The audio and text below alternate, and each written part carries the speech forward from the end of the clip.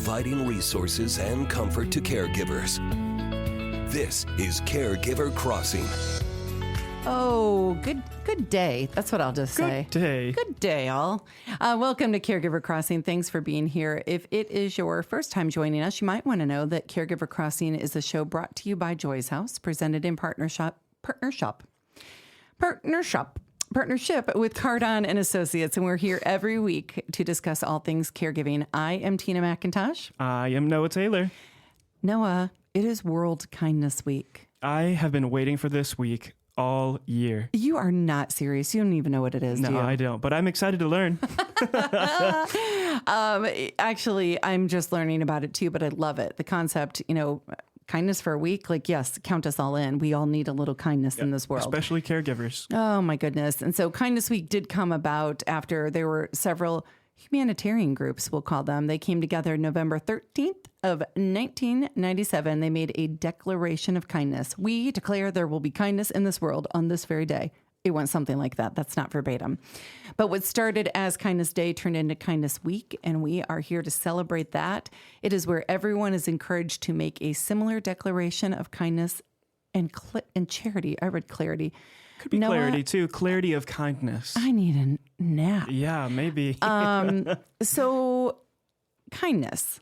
If you were to describe kindness to a small child, what would you tell them? Wow, kindness to a small child.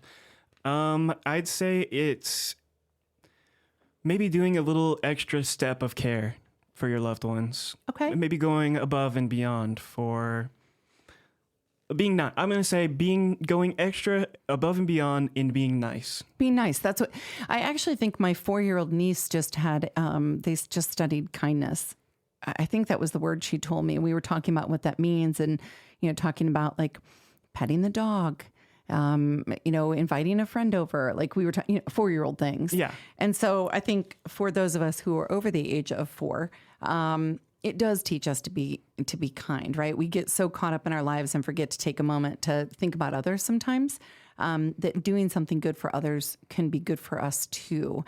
People forget that when you give kindness, how much it actually, I don't know, is it a dopamine or whatever it is, something One of happens, the dopamine, right? Serotonin, maybe a little bit of all of it. It also, if you participate in this Kindness Week intentionally, it helps remind you that you're not alone. We talk about loneliness a lot on Caregiver Crossing, and you are absolutely not alone.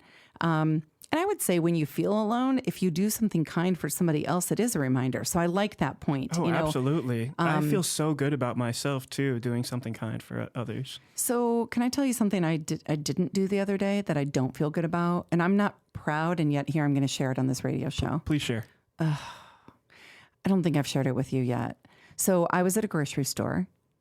Stop me. I just won't tell everybody else. Stop. No. I was at a Keep grocery going. store not too long ago, and I didn't have much time. I had 25 minutes to get in and buy for 8 people who live in my home, and then I had to be in a meeting. So I was rush. And they only had self-checkout lines. It was the middle of the day, and they only had self-checkout lines, which I found upsetting. I wasn't angry, but I was oh no, because I had dog food and cat food and big things, right? I had $300 worth of groceries. It was a haul. Big cart, yeah. And so a guy that worked there came over, cashier, we will call him, and said, hey, I'll take you on 6. And I was like, cool. So I went over to 6. And then a woman jumped in line behind me and he said, that's it. I'm not taking anybody else after you. And so we were just, small talk as you do with people in line. And then an older gentleman came up behind the woman behind me. So me, a woman, and then an older gentleman. And he was quite aged. And he said to the cashier, are there any other lanes then that are not self-checkout? I don't do self-checkout. And the cashier said, not my problem. You're going to have to do it today. And the gentleman said, I don't do self-checkout. And the guy repeated, not my problem.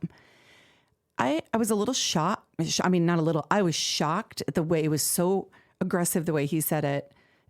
And Noah, I could cry telling you this, because I was so self-centered at that moment and I only had a limited amount of time. Instead of saying, okay, I'm just going to be late for my meeting and then getting done and going to help that gentleman, I watched as he abandoned his cart. I do not feel like a good person. It has haunted me. Oh, it makes me want to cry. It was a month ago. I've thought about him so many times a week. That was not kind of me. Well, Tina, I think I think it tells a lot that you're still thinking about this a month after.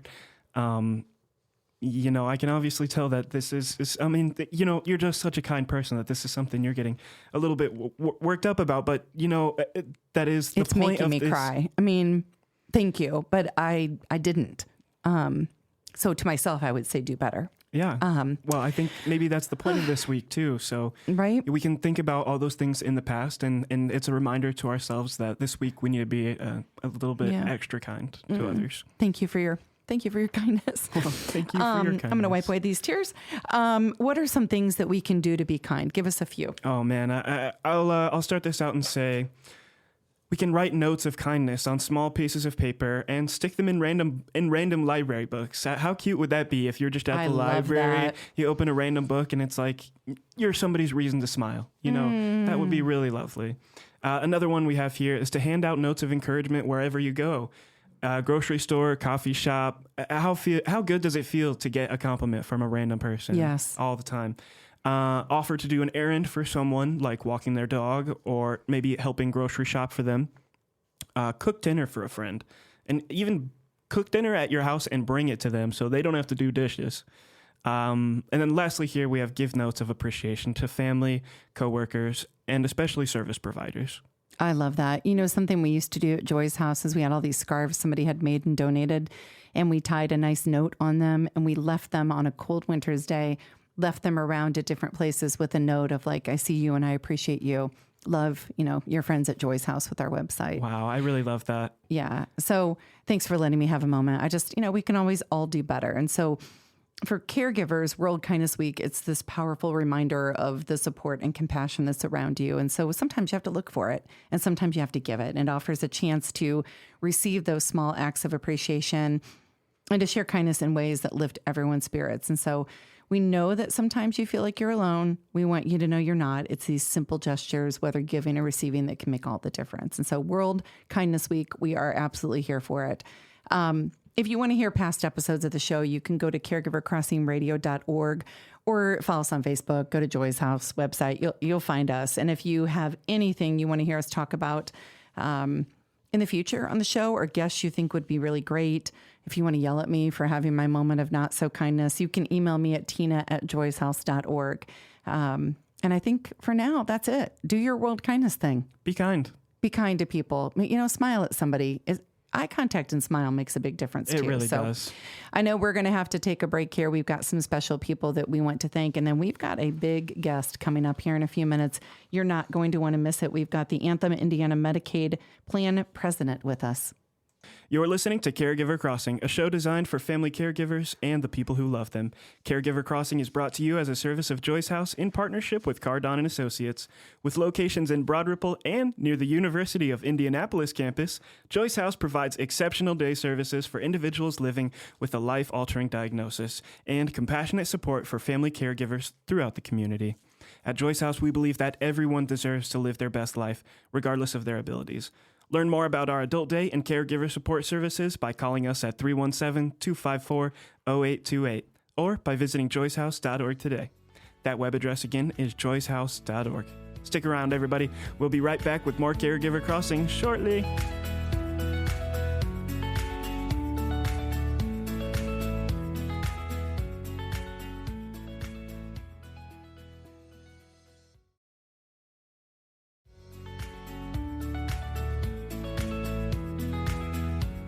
Welcome back to Caregiver Crossing. I'm Tina McIntosh. I'm in studio with our producer, the one and only Noah Taylor. Hello. Oh, you got so serious when I said that. Yeah, the one and only. That felt really good. You're right, That right? felt good. That's big.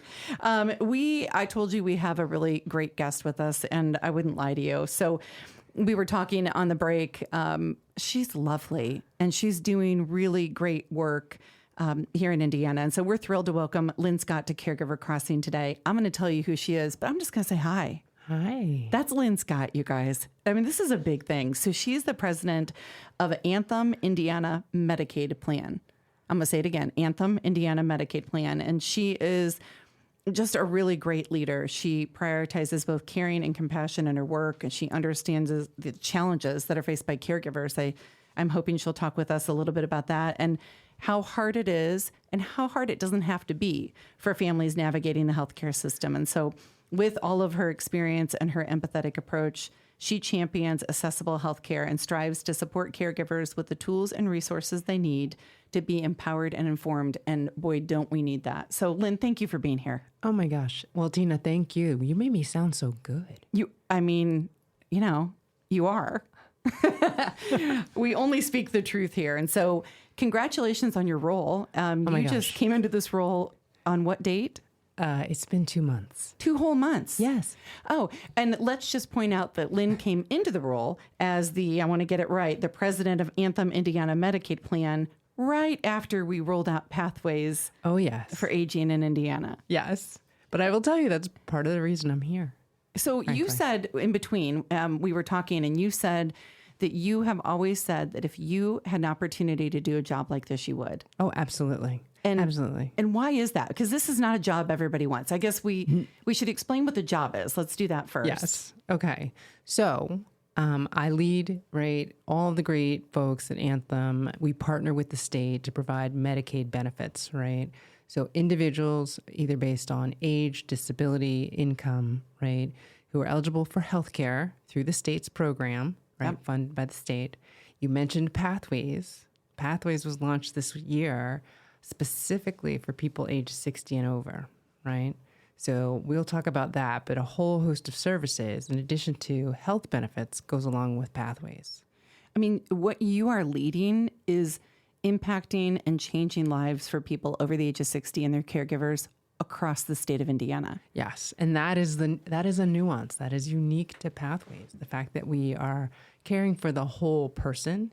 So yes, the individual who has Medicaid benefits gets care, they get additional services, but we're also including their caregiver. Yeah. So I can't imagine you're a little girl and people are like, so Lynn, what do you want to be when you grow up? And you're like, I want to run Medicaid. Exactly. Well, I spent nearly 14 years at another national health insurance company building what is their government businesses, right? So that includes Medicare, which is for people age 65 and over. It included Medicaid. It included federal plans for the employees of the federal government, as well as labor unions, right? So cities, counties, states, right? Lots of unions. So much. Yes. I mean, so many people. So many people, but also really building, an entity focused on providing benefits for those individuals and those entities. So I did that for a long time. I actually learned how to what we call do procurement, right? That's when the state puts out a bid, right, and asks insurance companies, right, to provide a quote for the business. And I actually learned how to do that very early in my career on Medicaid business. But I never had the opportunity to actually run a plan. And so I always said, after interacting with all of those unions and the states and cities, that if I had the opportunity to go work in Medicaid, I would jump at it because it's really where you can make a difference, right? Yeah. You're steering the ship. Really. I mean, thank you. Thank you for wanting to do that. Thank you for saying yes. Thank you for being here in Indiana and for being with us on Caregiver Crossing. Again, you're hearing the voice of Lynn Scott, who is the president of Anthem Indiana Medicaid Plan. It is a big role. And, Pathways of Indiana got rolled out July 1st, so not very long ago. And it's doing incredible work for people. It's also been really tough. We know that. We've talked about this on the show. We had your coworker, Dustin Ziegler, in, and we talked about it. It's not a secret, and yet the great work continues. Oh, of course. And, all of you the people at Anthem, by the way, are fantastic. Yes, they it are. gives me feelings. They are individual humans. Our friend Ellen's behind you over your shoulder. I can see her. They're just great people, right? They're Ellens and they're Dustins and they're other people who are really wanting to make a difference for people 60 and over who rely on Medicaid. So let's talk a little bit about the plans, right? How does it benefit somebody? How does Medicaid through Anthem benefit someone? Yes. So I just have to take this opportunity to say and reiterate, because the people are wonderful, The Hoosiers at Anthem are wonderful, right? It's about Hoosiers serving Hoosiers. So I just want to say thank you to all of them, because it wasn't about, it is not, and continues to not be about Lynn. It's about all of those people at Anthem providing, right, and trying to serve the community that we all live and work in. Well, so I'm going to pause you for a second. Yes to that. And it can be both. Yes, and it takes somebody who others want to follow and be a part of making a change. And I can already tell by your spirit you're that person. And so you've got a great team there. I do. You really do. So if I'm on Medicaid, yes, what is it that I can do through that program? What can I receive? Well, just like each of us who go to work every day, right? And our employers might offer us benefits to, from a health perspective, to get work that we might need to get worked, get well visits, sick visits, visits for your children, right? So the benefits component, right, is included in Medicaid, right? And that's the core of the program. However, we go the step further at Anthem in two ways. One, we consider ourselves very much strategic partners to the state. It's our objective to be their best partner if we can, and to be present and very active and engaged in the community, right? And trying to figure out beyond healthcare, right, what else do people need? Now, the really unique and cool thing about Indiana and the state is that they fought long and hard to implement a pathways program, right, for people age 60 and over to broaden the scope of services, so much so that people who require individual care and outreach are receiving that. We have an entire team at Anthem of care coordinators, service coordinators who are actually going out to see, feel, touch, right, individuals who are on Medicaid and might require services beyond just going to the doctor, right, or going to a facility. If someone needs access to food, or they need a ramp in their home, or they need transportation just to get to their doctor's visits. Well, those kinds of benefits are included. The thing that I love about that is it is really, you said, people helping people, Hoosiers helping Hoosiers. And so what I want to encourage you is that if you haven't done this yet and you are listening and you've got a loved one or you yourself are on Medicaid and you're working with Anthem, work with your care coordinator. He or she cannot help you if they don't know everything that you need. And I know it's hard as caregivers. Sometimes you're like, how do I know what I need? But you've got to be able to be open and vulnerable and have a conversation because you can hear it in Lynn's voice. Like they want to be helpful. They can't do that if they don't know what that is. And so we're going to ask Lynn to stick around for another segment. We've got to take a break. But when we come back, I want to talk with you, Lynn, about why this is so personally important to you too. I know you've had a big couple of years and you said you're willing. So we want to talk about personally how this has affected you as well. You're listening to Caregiver Crossing, a show designed for family caregivers and the people who love them. Caregiver Crossing is brought to you as a service of Joyce House in partnership with Cardon and Associates. With locations in Broad Ripple and near the University of Indianapolis campus, Joyce House provides exceptional day services for individuals living with a life-altering diagnosis and compassionate support for family caregivers throughout the community. At Joyce House, we believe that everyone deserves to live their best life, regardless of their abilities. Learn more about our adult day and caregiver support services by calling us at 317-254-0828 or by visiting joycehouse.org today. That web address again is joycehouse.org. All right, stick around, everybody. We'll be right back with more Caregiver Crossing right after the break.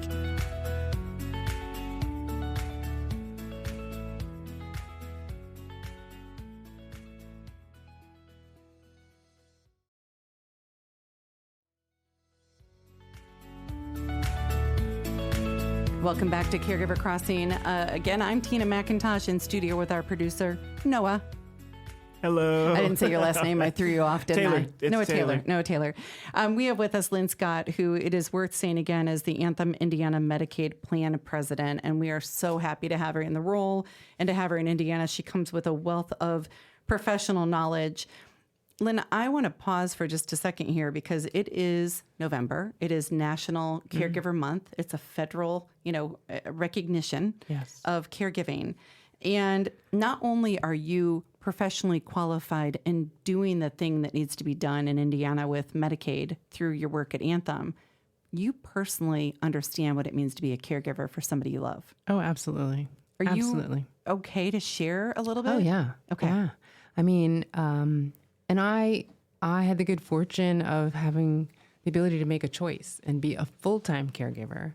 I almost lost a loved one in my arms, right? And so a journey began, a month in the hospital, multiple procedures, the best surgical team around. I was living in Florida at the time. And the head surgeon came to me and said, okay, we've got a high probability of success, right? If we do X, Y, and Z.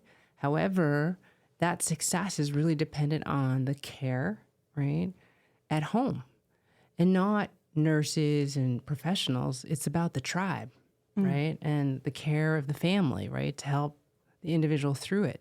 So I rolled up my sleeves. I started inpatient therapy, learning how to take vitals and do all of the things, right, as they say here in Indiana, all of the things, to care for, right, someone near and dear to me. And so the journey began. Inpatient therapy to at-home therapy, 5 days a week, nurses, therapists in home 5 days. I got an earful from them. I got to know them very well for several months. And then we moved to outpatient therapy. So the journey was 12 months, right, to recovery. I'm fortunate, right? We had a success story, right? We had that. But for those 12 months, I will tell you, I was focused on the patient, right? What equipment did we have in home? Oh, by the way, when they release you from the hospital, they don't tell you, they don't send you home with a list and say, this is what you need. Lynn, please, I say this all the time. So the hospital, yes, I've been through, my own journey. The most recent one, they were like, here's the physical therapy form. Do these exercises. Your prescriptions have been called into Meijer, and you, Tina, as the caregiver, which I think they didn't even say caregiver, they call me something else. And then they said, like, take good care of yourself. Take all good right, care they're of coming yourself. to get you to take you out to the car. And I was like, I'm a professional. Like, I'm an expert. I can do this, right? But you're right. It doesn't matter who you are and what your title is, right? You're now, this is you. Here are your paperwork. Go home. Here you go. Maybe a gate belt. Maybe they gave you a gate belt. And I made a little stink. I'm like, can I at least have a walker to take home with my patient? Right? Yeah. And I'm on Amazon ordering stuff, Yes. right, for the shower. And I will tell you, right, and it's part of the reason why I'm so passionate around this. A month later, another insurance company, to remain nameless, called and said, hey, you're eligible for all this stuff. I'm like, too late. I already got the stuff. Right? A month later. A month later. 1,000 years when later. you're caring for somebody you love. So after several months of doing the caregiving, the benefit coordination, the claim coordination, right? Not a single claim was, processed incorrectly. So when people complain about, right, how we're doing, I'm like, you haven't seen anything, right? Yes. But all of that fueled my perspective and my passion. I said, if I'm going back to work, I'm going back someplace where I can actually make a difference, right? And in that 12 months, did I not once seek out any help for myself? So I won't tell you how many days because I'm embarrassed. There were many days that I didn't even get a shower. 4 hours of sleep a night for 12 months, right? And so when it was time for me to go back to work, my tribe was like, oh, whoa, wait a minute. You need to recover, right? Because I didn't even think that there would be any services out there for me, let alone community for me, right? And so that's the beauty. We have this wonderful partnership with Caregiver Way and other partners in thanks. community. Yeah. But that's the thing. There are services, there's community out there for people who are giving care. You don't have to be alone. That's right. And I think we talk about it a lot on the show. Part of the problem is people don't self-identify. And so again, that's where I'm saying you as a listener, be honest with your therapist, be honest with your doctor, be honest in the emergency room, be honest, with your care coordinator at Anthem or wherever you are, because they can most likely link you to resources. But if they don't know your situation and your needs, they cannot help you. Absolutely. And I knew I was a caregiver, and I still, my friends are calling, what do you need? I'm like, I don't know what I need. And I'm someone who spent 14 years in health insurance. I didn't know what I needed. And I'm, of course, one of those people that doesn't typically ask for help. I've gotten way better at that now after these last couple of years. Well, you learned, right? You learned that without your tribe, you weren't going to make it. And so you are hearing the voice of Lynn Scott, who is the Anthem Indiana Medicaid Plan president. And what I want to pause and just make sure we're all on the same page here. She gets it, you guys. Like, she really, really gets it. And she is leading Anthem when it comes to this area of care. And so we're really, really grateful. If somebody maybe isn't happy with their current provider, or they're trying to learn more, how can they Google something? Like, how do they get in touch with you all at Anthem? Not you personally necessarily, but a good care coordinator, somebody that can help them navigate.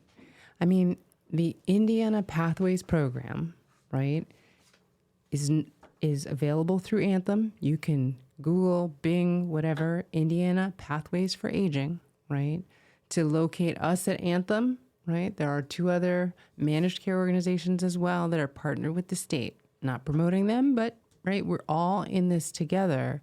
But you can find resources. We have an entire department dedicated solely to caregiving at Anthem.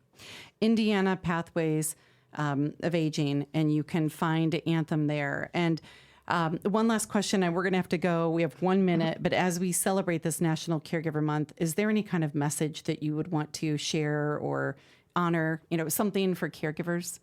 Anything that you would say? I would say not just take care of yourself, but honor yourself. Figure out who you can find, friend, partner, neighbor, community, whether it's through Pathways or elsewhere. But find a place, a safe space, someplace to go yell, scream, right? But figure out what you need. I know it's hard. I was the worst. I did not know what I needed. But figure out, first of all, recognize that you need the help. And then there's a number of places to go, a number of vehicles. Anthem is one of those. The state is one of those. Caregiver Way is one of those. I mean, there are a lot of resources out there. It can be overwhelming, but just make the outreach. Yeah, and you mentioned Caregiver Way. I would probably be remiss if I didn't say we're so happy to be partnered with Anthem to offer Caregiver Way, which is the platform that we created at Joy's House for family caregivers. And so talk with your care coordinator at Anthem. It's a benefit for you. You can go to visitcaregiverway.com to learn more about that. And we're just grateful, Lynn, for you, for Anthem, for everything you all are doing. And so thank you for being here. Thanks for having me. You're listening to Caregiver Crossing, a show designed for family caregivers and the people who love them. Caregiver Crossing is brought to you weekly by Joyce House in partnership with Cardon & Associates. We're here every week to bring you support, education, and hopefully a good laugh. Visit caregivercrossingradio.org to connect with us, hear past episodes, learn more about caregiver support resources in the community, and much, much more. Don't go anywhere. We'll be right back with more Caregiver Crossing shortly. Welcome back to Caregiver Crossing. Joining me today are your co-hosts.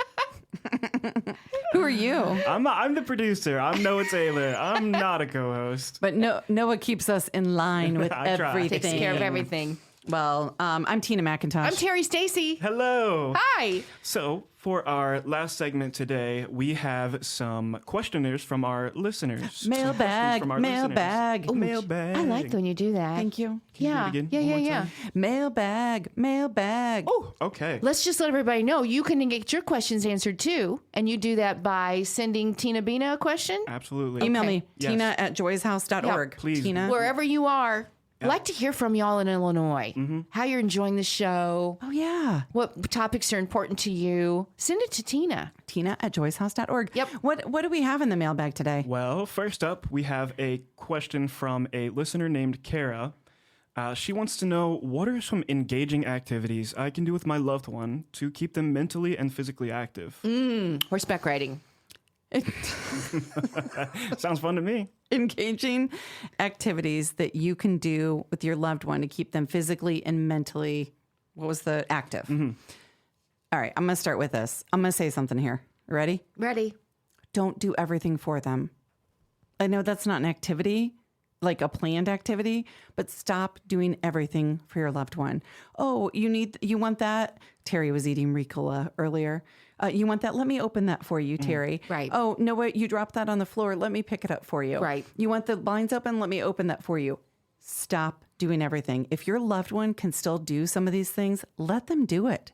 It's good for them. The dexterity to open, wrappers and to place things on a counter. It's really important that we let them continue doing things. I actually recently, my mother-in-law lives with us, and she is the sweetest woman you're ever going to meet. She is now, I think, 76. Everybody wants to do everything for her. And we go to softball games. And so she and I will ride together in softball games. And, everybody, they see us getting in the back, and she's not frail and elderly. I mean, she's an active 78-year-old woman. Oh, let me carry that for you, Nana. Let me get that for you. It's insulting. Well, I said to her, I think it might be insulting for some. It would be insulting for me as I get older.